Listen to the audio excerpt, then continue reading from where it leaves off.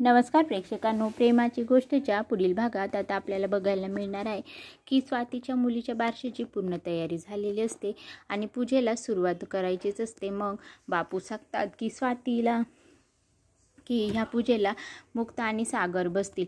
आता हे ऐकल्यावरती स्वातीचा संतापच होतो आणि ती लगेच इंद्राला म्हणते, मम्मी हे तर माझ्या मुलीचं बारसं आहे ना, तर त्या मुक्ताचं काय काम आहे, ते असं बोलते। तेव्हाच इकडे आता कार्तिकची एंट्री होते। कार्तिक हसतच आतमध्ये येत असतो।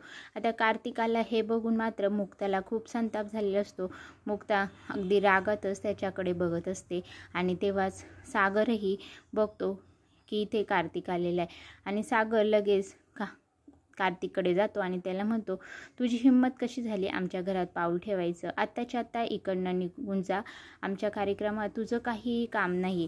आता सागर कार्तिकला बोलतच असतो तेव्हाच इंद्रामध्ये येते आणि बोलते की सागऱ्या गप्प बस, तुला काय करायचं आहे माझ्या जावयाशी असं बोलायची, तुझी हिंमत कशी झाली?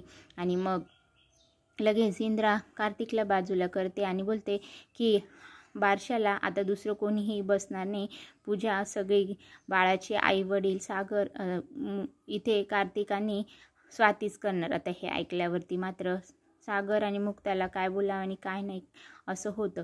आता बघूया पुढे पूजेला नक्की कोण बसतं हे बघण्यासाठी माझ्या चॅनलला म्हणजे स्वराज मराठीला सबस्क्राईब करा।